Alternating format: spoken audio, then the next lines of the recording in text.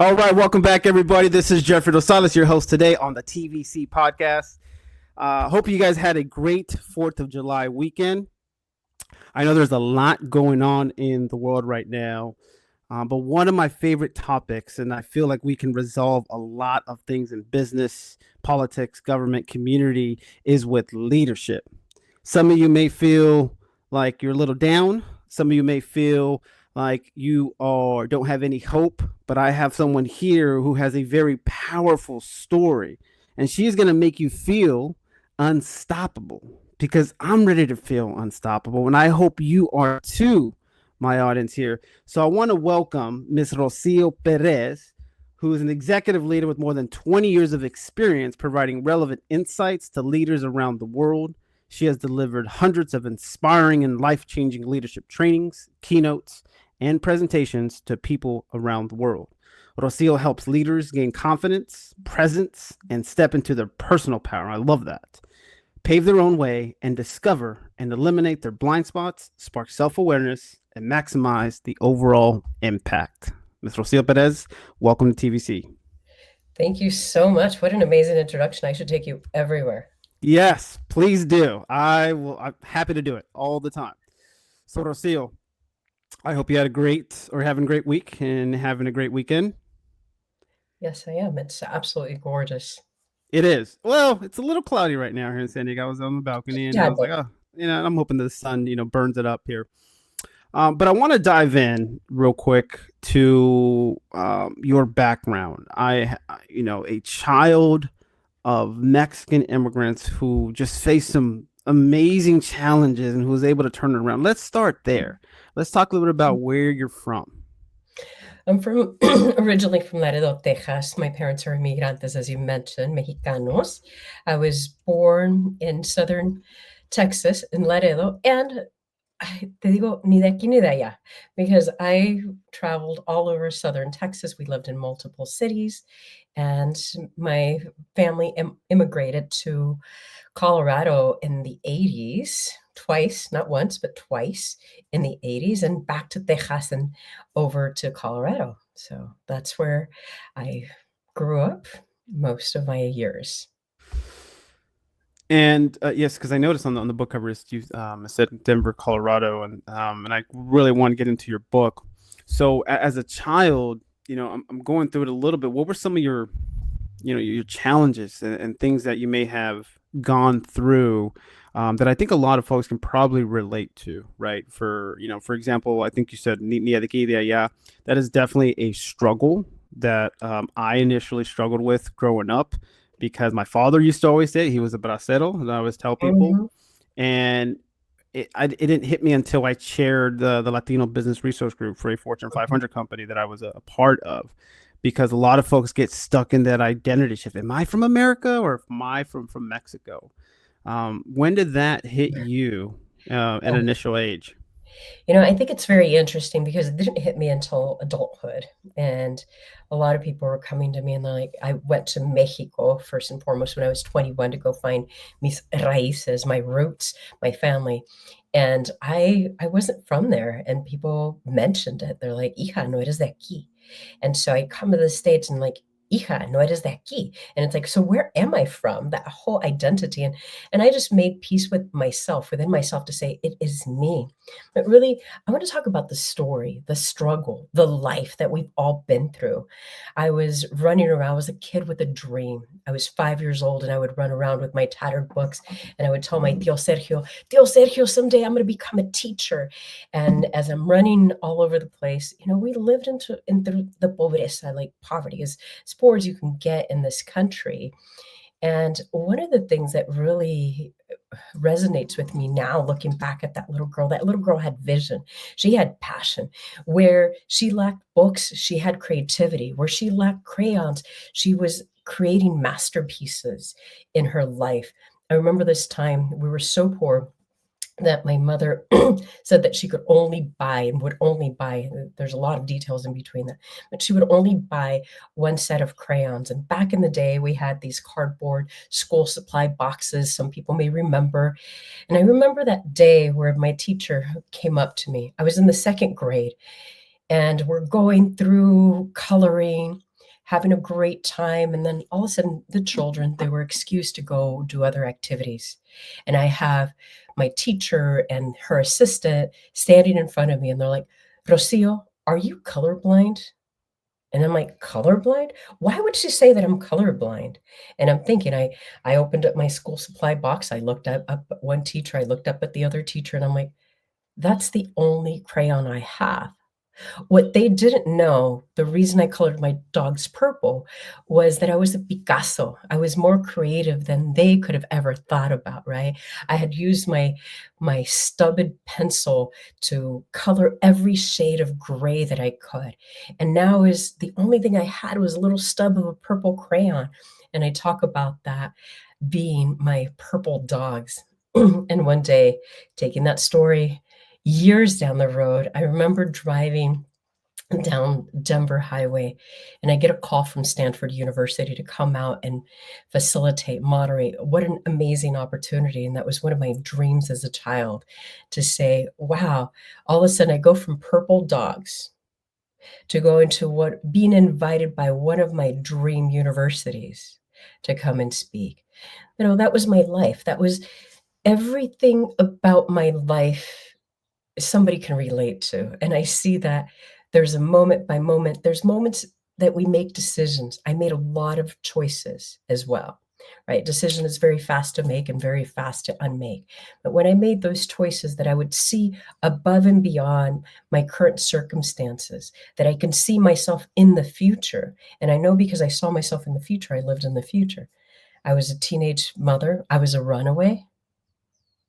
Grew up in extreme poverty, extreme abuse, running away from home, being 14 years old and pregnant, 15 years old instead of having kids, and yet I have a baby, sixth grade education. I put myself through university. And I say that I went through the school of hard knocks. And I feel like I have a triple PhD in the school of hard knocks, and been leading people along the way so that they can achieve their version of a happy, healthy, and fulfilling life. Powerful words, and if anyone here is listening, I please, a lot of us can see ourselves in Rocio.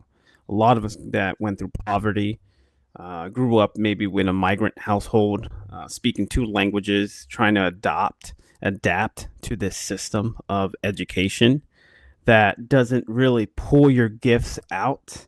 And I love how you mentioned your Picasso moment, and a lot of times people don't um, double down on that. They think because of somebody said something, sometimes it gets stuck in the mind, and that person lives with it for almost their entire life. It So, is. what shifted for you to go, hey, I am a Picasso. I do have gifts here. I am going to double down on those gifts, and I am going to step into the world. So powerful. Well, I was accepted into university. I actually divorced my parents. I emancipated myself at the age of 15 to pursue my dream to become a teacher, that teacher that I'd run around with Tio Sergio and my tattered books.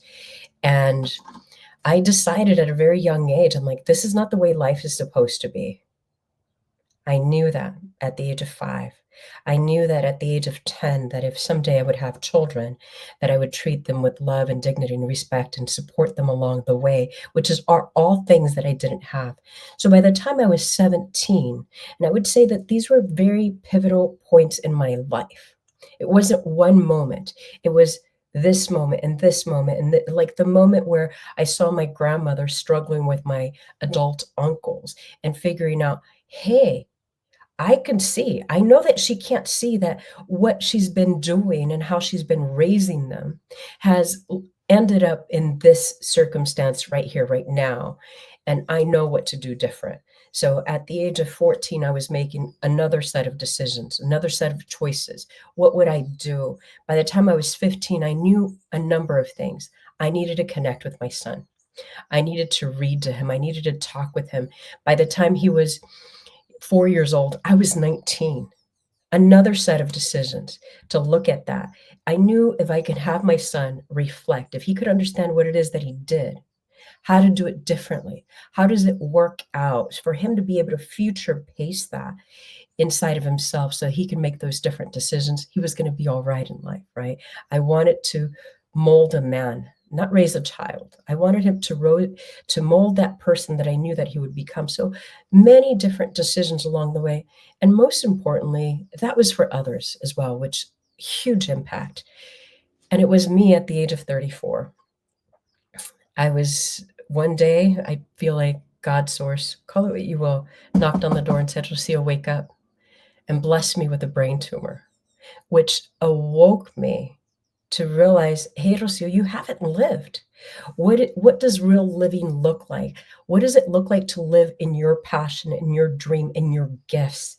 And that was the moment that I decided I would stay in my lane and be able to and continue and create this amazing platform to be able to help people live a fulfilling life, which I didn't have. Yes, I had the dual MBAs. Yes, I had the recognitions. Yes, I had all that. Yet I didn't have what I came here to do, which was that joy of helping others continually. It wasn't, hey, Rocio, do it for a short period of time here and there and coach this person, coach that other person.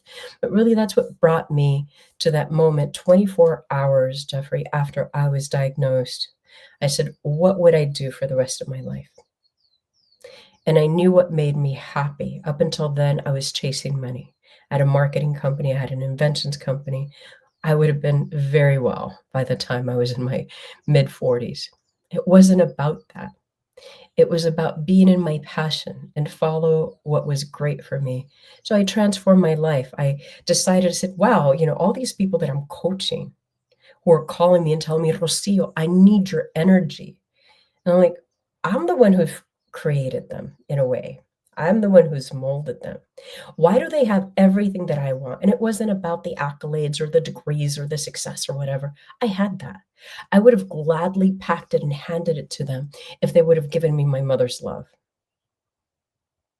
And then I learned along the way that maybe her love wasn't meant for me to have. Because if I would have had it, I wouldn't become the person that I am today. So I would say that is one of the biggest pivotal moments. Again, different phases, different moments. But that was one of the most pivotal moments in my life where I said, okay, I have a gift. Turn it on to myself in a way, not just leading others along the way, not just being that guerrera, esa reina guerrera who goes along the way, throws people on her back and goes up that mountain. It is about tapping into my humanity, about acknowledging the life experience that I had been through, the one that I had denied myself of really feeling and tapping into and transcending. Yes, I feel like I had those experiences, threw them in a bag and just continued walking forward.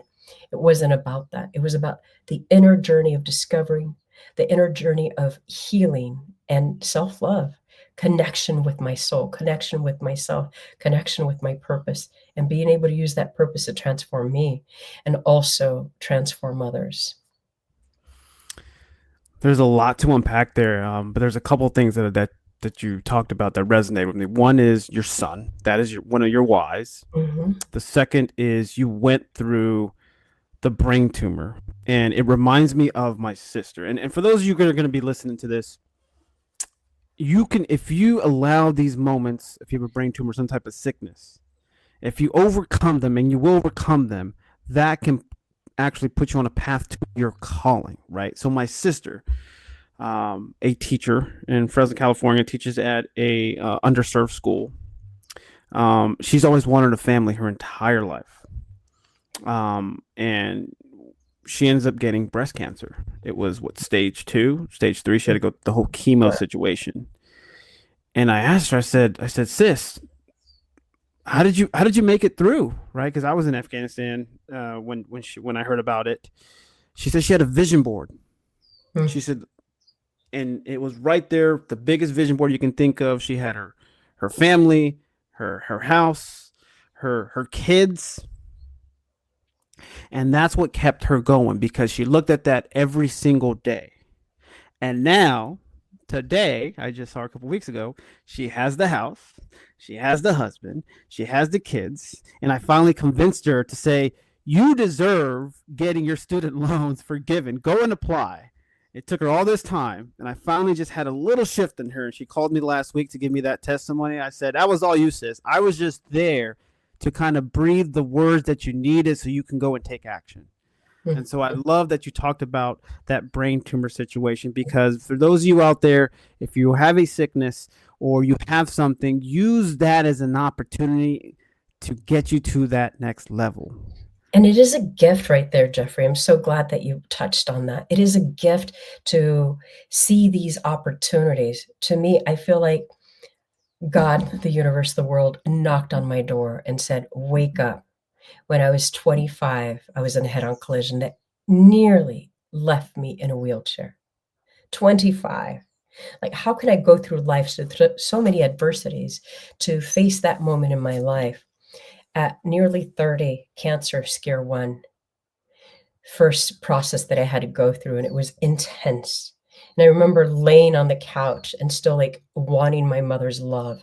I'm like, if that could only like, I would see myself being cradled by my mother as a child needs to be cradled, or any adult who needs that connection, to now at the age of 34 and recognizing that that was my biggest blessing.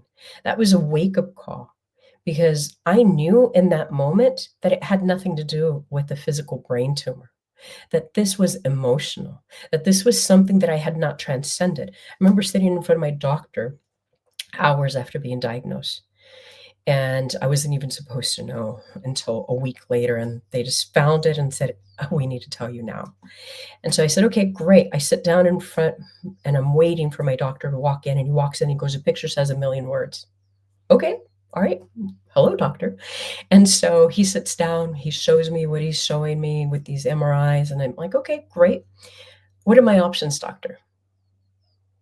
As he looks at me, I'm like, tell me. Like, I have 3 options. 1, live with it, let it take its course. 2, go after radiation. 3, take it out invasively. I knew my decisions, right? I knew that. It reminds me of days after being diagnosed, or the days after landing in the emergency room, that my friends, we pulled off my 34th birthday. Okay, so here I am on a Wednesday, it's my birthday. On a Thursday, I'm in the emergency room at 2:00 in the morning. On a Saturday, I'm celebrating with 50 of my closest friends. And my friends are panicking. They're like, they knew something happened. I couldn't pull off the party without them. And as they're asking me, they're like, Rocio, what are you going to do if you find out that there's something wrong? I said, what do you want me to do? Sit down in a corner and cry? I said, I'm going to celebrate before, I'm going to celebrate during, and I'm going to celebrate after, because I knew if I could see the future, I could walk into the future.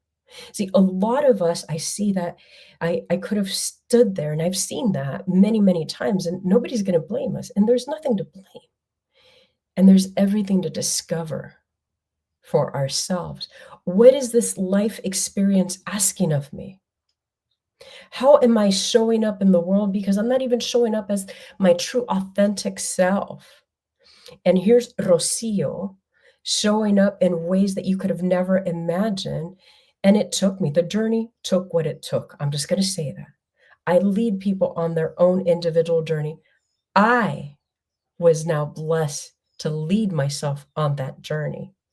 And in that journey, I discovered things. And it was like, I feel like I did the hokey pokey, right? And it wasn't like, put your right arm in, take your right. It was like, you know what, Rocio? Abre tu corazón. Open up your heart. Discover your pain.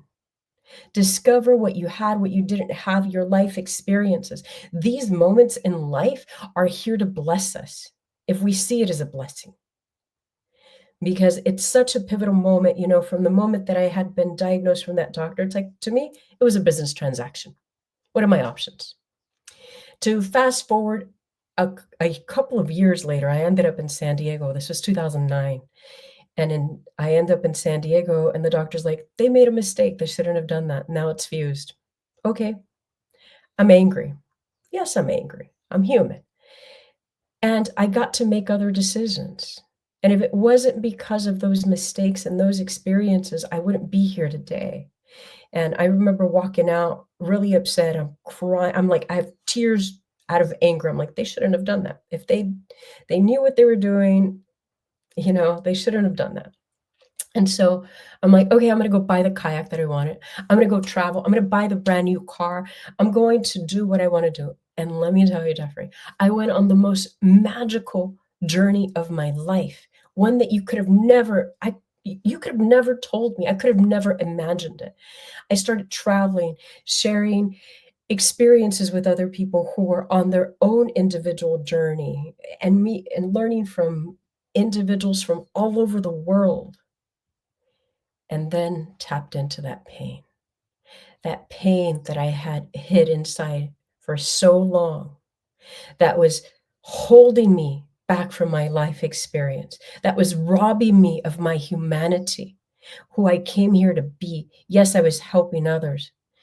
Helping others and being free while you're helping others are two very different things. That led me on shedding layer after layer. I recognized that I had never been nurtured. I never heard, I love you. I never heard, you're important to me. I can't even mention, and I won't even mention what was said to me during my life. What I will say is that I started to tell myself the very things that I was telling my clients. And I would go around and I'm like, hey, little girl, you're amazing. And I would take the mirror and I would look in the mirror and I'm like, okay, hey, little girl, you're amazing. And then I would walk around and I would see these windows while I was shopping. I'm like, hey, little girl, you're amazing, right? I love you. You're perfect. You're going through like this. I was going through this process of reparentification, is what we call it. And then I was using it with others. And I'm like, then I got obsessed. I'm like, wow, if I can do this for me at another level, I can do it for others. And then I got obsessed to do it with my clients. And then I got obsessed with leveling the playing field. And that's where my entire work comes from. I love that. For those of you who are going to be listening to this, what she just demonstrated is life and death are in the power of the tongue. Rocio did not speak death to herself. She spoke life to herself.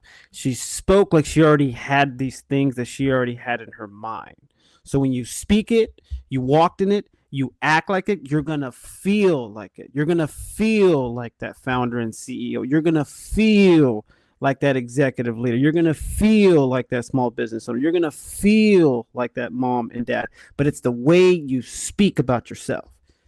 It is very key here, right? And a lot of folks don't understand that, but it's, some people call it NLP. I like to call it the spiritual word, because it is the spiritual word. It's the power of the life and death here, of the tongue. How you speak about yourself, it is so key, because sometimes, and I want you to talk about this, Rocio, is a lot of folks don't realize that, right? Because they're so programmed, right? Everyone is so quick to make an update on their this thing called a phone, but they don't make an update in their mind. They don't make an update in their body. They don't make an update in their spirit. They're so focused, you said earlier, on chasing money. And it's backwards. Instead of investing in their health and their spirit, which could generate the wealth for them, right? Because you have to think like an athlete. Athletes take care of themselves every single day. Right? Why? To perform at the highest level. Mm-hmm. So let's talk about that performance and that shift, right? Because I think a lot of folks here, some of them are going to be small business owners, some of them are going to be entrepreneurs, some of them are going to be leaders. And I love the fact that you are a leader. I can just tell.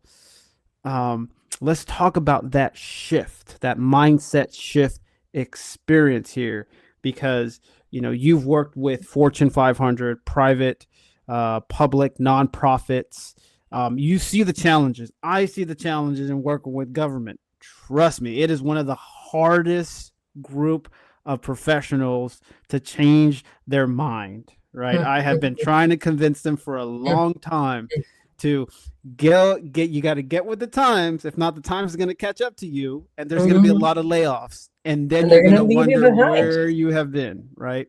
So let's talk about that a little bit. So there's so many things that you just said right there, Jeffrey. And I would say the number one thing, you must get to know yourself. You can learn about being a mechanic, you can learn about being an astronaut, you can learn about being an engineer, you can learn about being a doctor.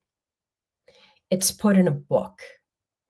Yet the manual for you, the manual of your humanity, the manual of what makes Jeffrey, there's only one Jeffrey in the world. And the manual is inside of you. And that's what I discovered. It's like that magic that we came here to be. What if you take a rose, a beautiful rose, everything that it would ever be was inside of that rose, inside of that seed, before it was even planted in the soil. Just like each and every one of us. And that's what's important about getting to know ourselves. And when we are running around looking at all of these distractors that are robbing us from our life experience, because they are, it's taking us and taking something so precious that it's gotten us confused. Let's just put it on there, right? It's taken our focus.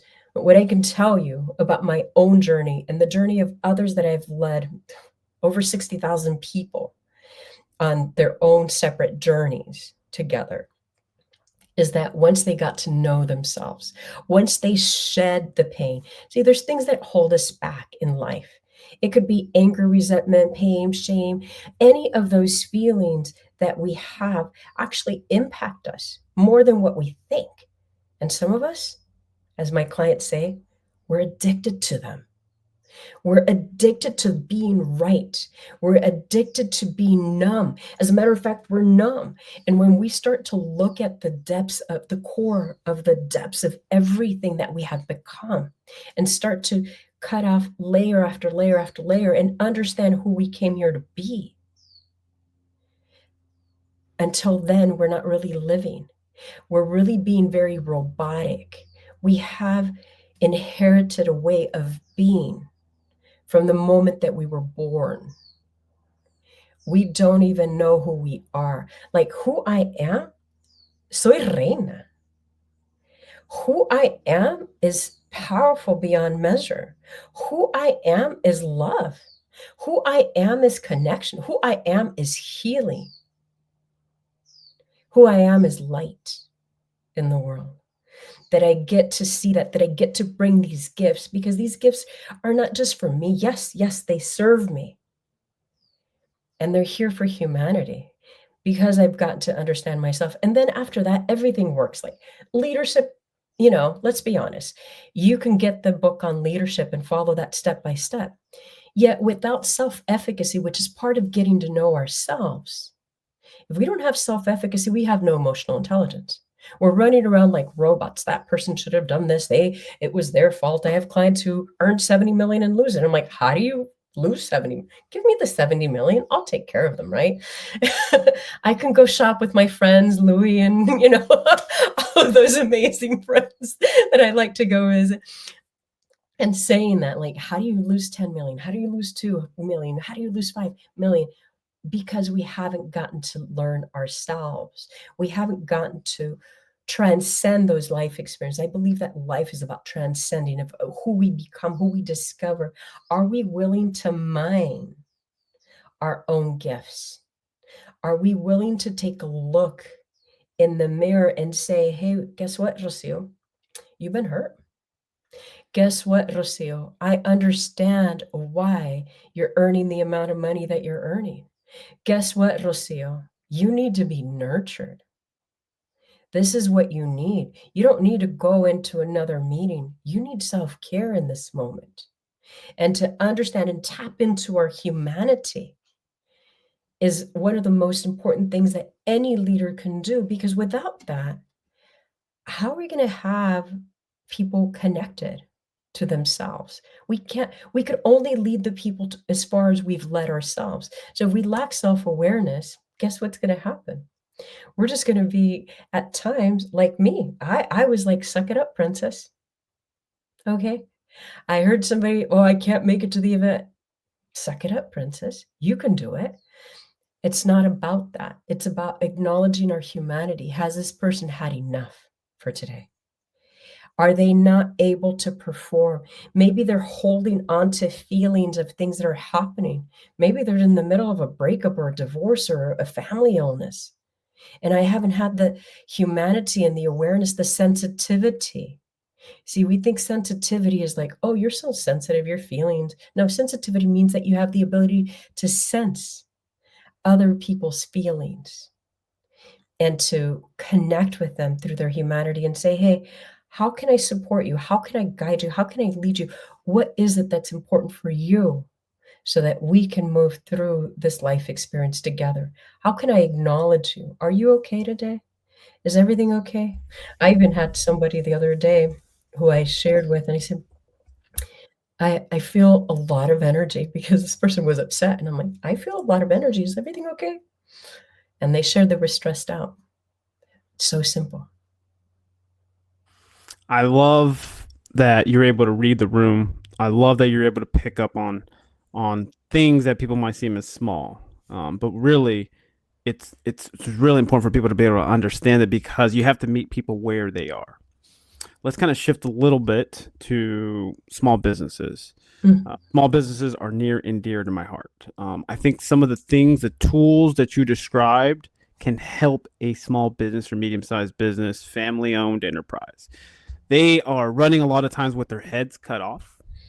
And I always say they have to realize the David, right? What you described earlier, your gifts inside. Mhm. There's a David inside of them, right? David was able to defeat Goliath with just a stone because he realized who he served, but he realized his power, right? If these small businesses or and families, a lot of them are families, Rocio, to work with somebody like you, and I think it's very important so they can grow and maintain their footing and their position in this world that is consolidating and not very small business friendly, I would say.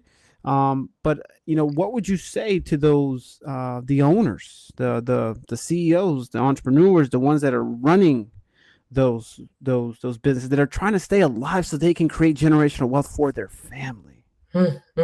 First of all, anything is possible and probable. If you can think about it, you were already gifted that experience. And it is about investing in yourself.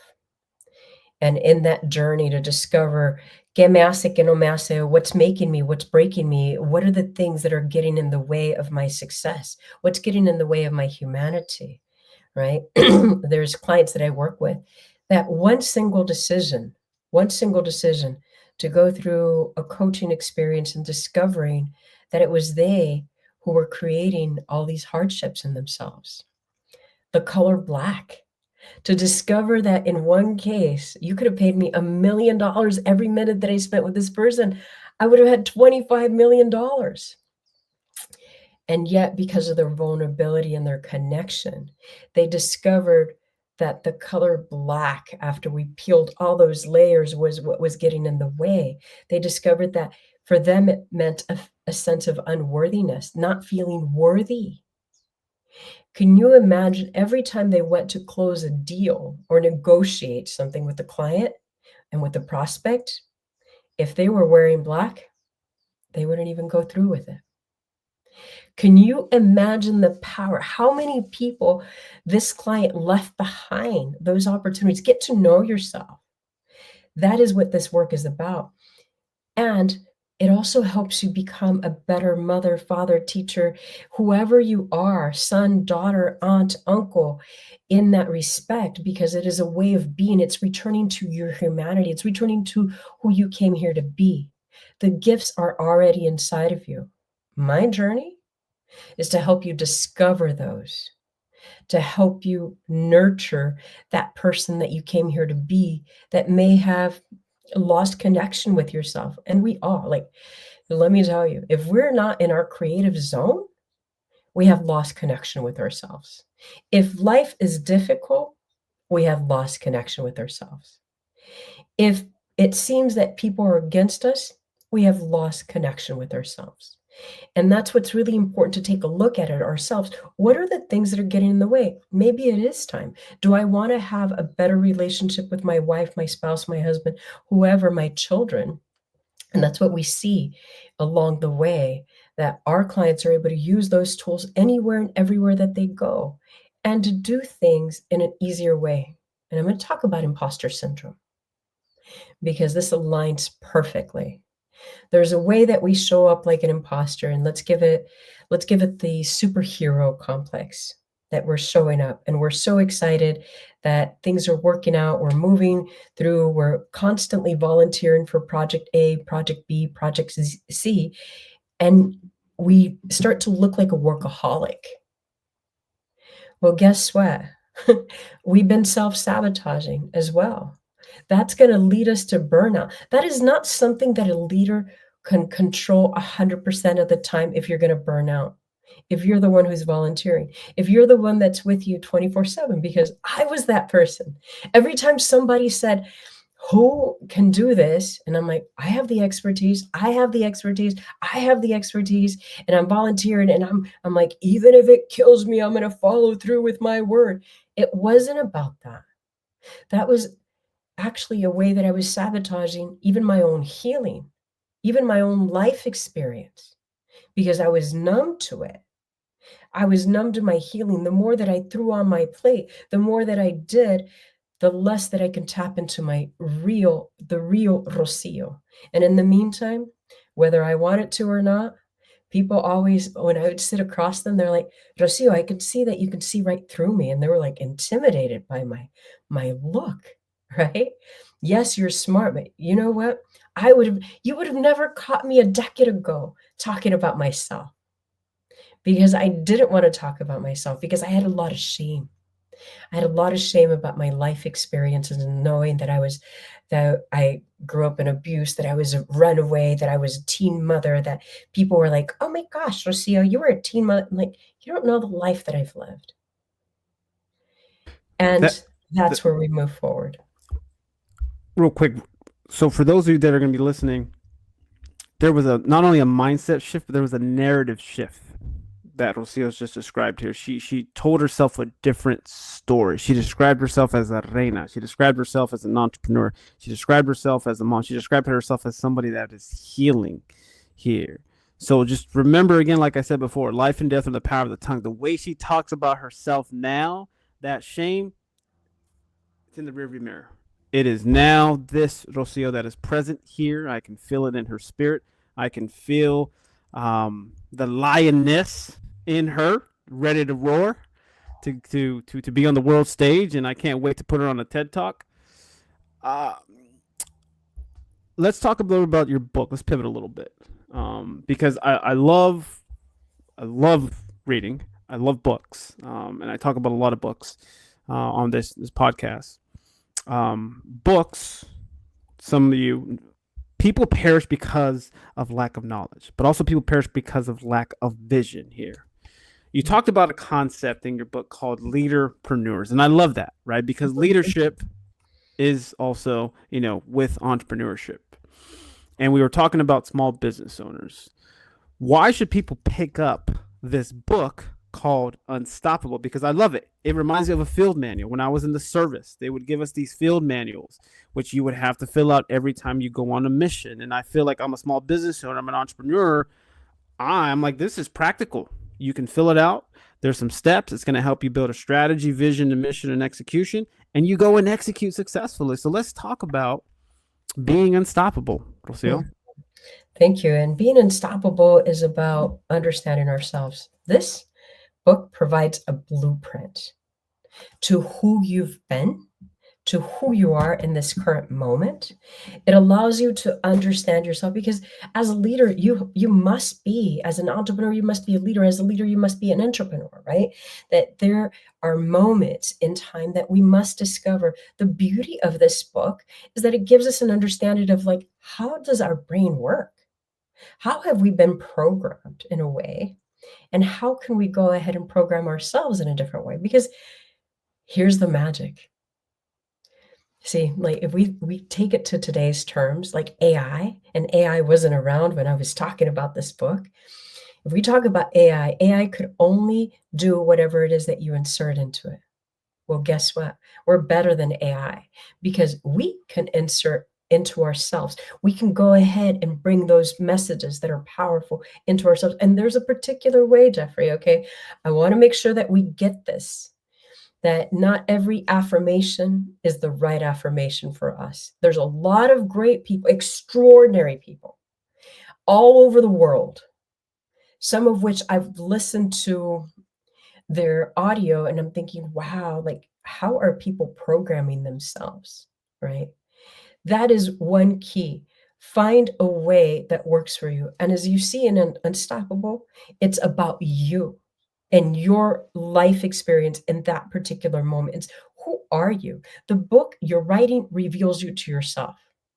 The writing will reveal you to you. And that's the important thing that we must take into consideration. It's like, is it about me? Am I following somebody's process? Am I doing exactly what they're telling me to do? Or am I discovering what's getting in my way? Am I discovering my gifts? Am I discovering ways to move forward? See, anybody can tell us to do anything. Yet we're the only ones that are with us 100% of the time, that know what our circumstances are, who really can discover. When we go through this book, we can go through this book a million times. We can write it. As a matter of fact, that's how I wrote it. Grab another booklet, start writing in that booklet over and over again. Here's one thing that I can tell you for certain. You will discover who you came here to be. And the more you do it over and over again, you're going to discover a new layer. And when you save your journals, you can literally go backwards in each of those journals and discover where you were at. It's like accounting. The numbers tell a story. And I can tell you, the words inside of those journals tell a story. And they tell you the story of who you were and who you have become along that process. That, to me, is one of the greatest investments that anyone can ever do, is invest in yourself, because you take yourself with you 100% of the time. It is a blueprint for you. It has an inheritance value that you can go out and share it with your family, with your friends, whoever you want to share it. You could even grab their copies and gift them away for birthday, or even, Christmas in July, whatever that looks like. One of the greatest gifts that I've seen people take is initiative to go along the way. And I've walked around conferences, and I was just in Denver last month, and I had 2 books on the table. An entrepreneur took one of them and asked me what my Venmo code was, because he was going to send me money for the book. He didn't even ask me how much it was, okay? And I see that all the time. People buy knowledge. They buy things that can help us, as they know that it's the next level. What can I discover about myself that's going to give me a competitive edge? Invest in yourself will give you the greatest competitive edge. Yes. Personal development. You can take that with you wherever you go in life, which is what you just described here. A lot of people attach themselves to corporate identity, but then when the titles go away, they get stuck sometimes, right? A lot of folks in the military, they take the uniform off, they take the rank off, and now they step into the civilian world. Well, I'm such and such and colonel and general. No. Hey, Bob, how are you? How are you doing? Right. And so I think it's very important for people to understand that this book is about discovering your identity so you can take it with you. And I not only see small business entrepreneurs, I also see moms. I see dads. I see community leaders. I see school teachers like my sister. I see professionals in the corporate workplace. Anybody should pick up a book like this if you are serious about personal development here, because a lot of the folks that she named, and also in the book, I'm going to give a quick teaser: Earl Nightingale, Scripture, Oprah Winfrey. I mean, those are people who invested in their personal self-development to become the people that they are here. And as Rocio mentioned, just because a blueprint worked for somebody doesn't mean it's going to work for you, because you have to discover who you are, and the roadmap will start to align itself. Those steps will start to see. You'll be able to see that. You'll be able to get that residue out, and you'll be able to see with clarity. Then you'll have your clarion call here. So again, if you guys are listening to this, and if you want to purchase it, I highly recommend it. We may be sponsoring a couple of these books for a couple of veterans in our community. You can scan that QR code. You're going to see to the top right of her, and you can buy it directly. If you want to invest in your business, if you want to invest in your family, if you want to invest in your community, get some knowledge, get some wisdom. Solomon didn't ask God for money. He said, I want wisdom. President Nayib Bukele was on a podcast with Tucker Carlson, and Tucker Carlson called him out. He said, why did you ask for wisdom in your economic plan? And Nayib said, why not? because this is about wisdom, right? Those experiences that Rocio went through, or she now has so much wisdom. She wrote the book that she wished would have had 20 to 30 years ago, and now she's going to give it away. That is beautiful, because a lot of times what I tell people is everyone's born with gifts and talents.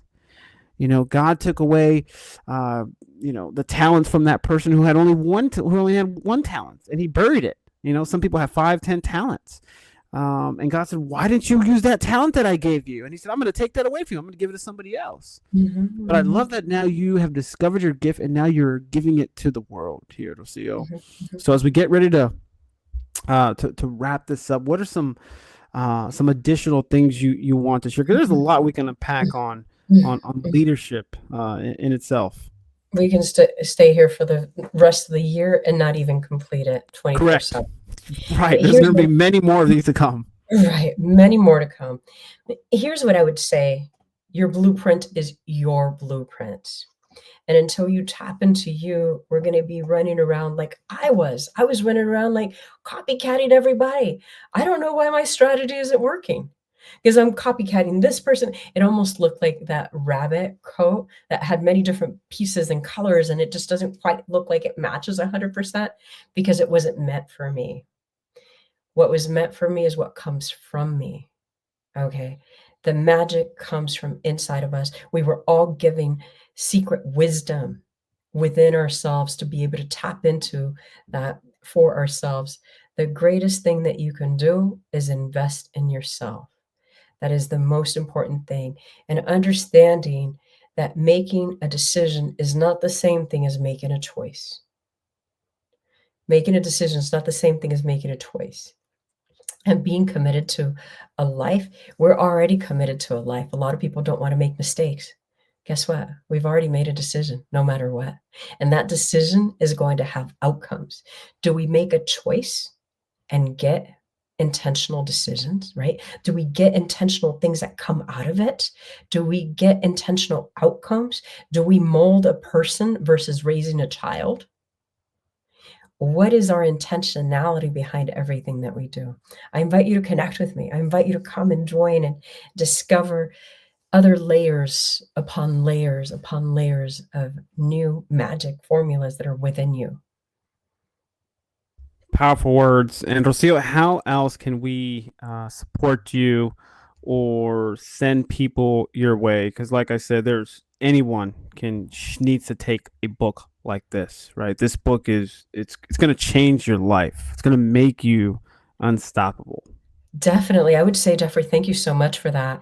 Go ahead and text me. I'm going to give you my phone number. It's 303-587-8367, 303-587-8367. And I invite you to say, I came from Jeffrey's show, or else I'm not going to know who you are, and that message may disappear. Find us on social media. We have an online university that you can learn through the Mindshift University. We have a podcast as well, the Mindshift Experience podcast. We're on YouTube, Instagram. The mindshiftgame.com is our website. You can find us on LinkedIn as well. So any of those platforms, come and connect, have a conversation, set up a time to say, hey, Rocio, I want to connect with you. You can book a time from our calendar, just simply off of our website or our LinkedIn. So come join us.